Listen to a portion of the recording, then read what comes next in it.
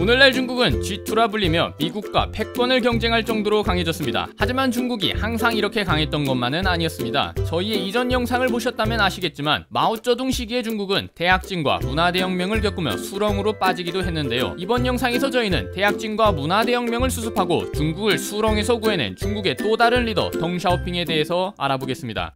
덩샤오핑은 중국 사천성 광안에서 태어났습니다. 지주였던 아버지를 둔 덩샤오핑은 비교적 유복하게 살았습니다. 그는 고향에서 초등교육을 받은 뒤 중칭에서 공부하였고 이후 프랑스로 유학을 떠납니다. 1920년 상하이를 떠나 프랑스로 가게 된 덩샤오핑은 파리의 르노 자동차 노동자로 일하면서 사회주의를 배우고 노동운동에 종사하기 시작했습니다. 이후 그는 1924년 중국 공산주의 청동맹 유럽지부에 들어가 훗날 마오와 함께 중국을 이끈 또 다른 리더 저우언라이를 만나게 됩니다. 6살 터울이었던 그들의 인연은 프랑스에서부터 시작되었습니다. 1926년 프랑스에서는 공산주의에 대한 탄압이 보다 심해졌고 이를 피해 덩샤오핑은 모스크바로 가서 공부를 하게 됩니다. 이때 덩샤오핑은 중국 공산당 당원이 되었으며 1년 뒤 중국으로 돌아가 중국 공산당 당원으로서 혁명에 참여합니다. 중국 공산당 내에서 마오와 함께 했던 덩샤오핑은 1933년 도시 노동자 계급을 중심으로 혁명을 하자는 소련 유학파와 농민 중심으로 혁명을 하자는 마오파의 경쟁에서 마오쩌둥이 지면서 마오쩌둥과 같이 실각했습니다. 이후 이전 영상에서도 소개한 적이 있는 마오의 대장정에서 마오가 권력을 다시 획득하면서 덩샤오핑은 팔로군 129사단에서 정치위원으로 활동하게 됩니다. 약 3천만 명이 죽은 마오의 대약진이 실패로 끝나고 마오가 이에 대한 책임으로 물러나자 덩샤오핑은 류사오치와 함께 중국을 이끌어 나갈 수 있게 됩니다. 류사오치와 함께 중국을 이끌기 시작한 덩샤오핑은 경제개혁을 시작하였고 동시에 마오를 명목상의 리더로만 만들 계획을 만들어 진행하였습니다. 이들의 계획은 얼마 못 가 권력에서 소외된 마오가 분노하고 문화대혁명을 일으키면서 실패하고 덩샤오핑은 실각되었습니다. 한편 프랑스에서 덩샤오핑과 인연을 맺은 중국의 총리 저우언라이는 덩샤오핑의 경제정책을 높이 사고 있었습니다. 방강함으로 투병하고 있던 그는 덩샤오핑을 자신의 후계자로 생각하고 있었죠. 저우언라이는 1973년 덩샤오핑을 국무원 부총리로 추천합니다. 국무원 부총리가 된 덩샤오핑은 마오의 하수인이자 실질적으로 문화대혁명을 이끌고 있던 4인방의 공격을 받게 됩니다. 이들 4인방은 정치국 회의에서 끈질기고 집요하게 덩샤오핑을 공격합니다. 1976년 덩샤오핑을 복원시킨 저우언라이가 죽었습니다. 덩샤오핑은 저우언라이의 추도식에서 저우언라이의 추도사를 읽으며 자신이 저우언라이의 후계자이다 라는 메시지를 보냈습니다. 이에 4인방은 덩샤오핑에 대한 견제의 수위를 높였고 다시 한번 실각되지만 마오쩌둥이 얼마 안 가 죽으면서 후계자 화거평이 전국 수습을 위하여 다시 한번 부르게 되면서 복권하게 됩니다. 이때 덩샤오핑은 전국을 수습하기에 앞서 자신의 권력을 장악하기 위한 작업을 시작합니다. 그는 우선 중국 공산당 내에 있는 자신의 지지자들을 응집시켜 권력을 공고히 하고 화거평을 권력으로부터 축출해냈습니다.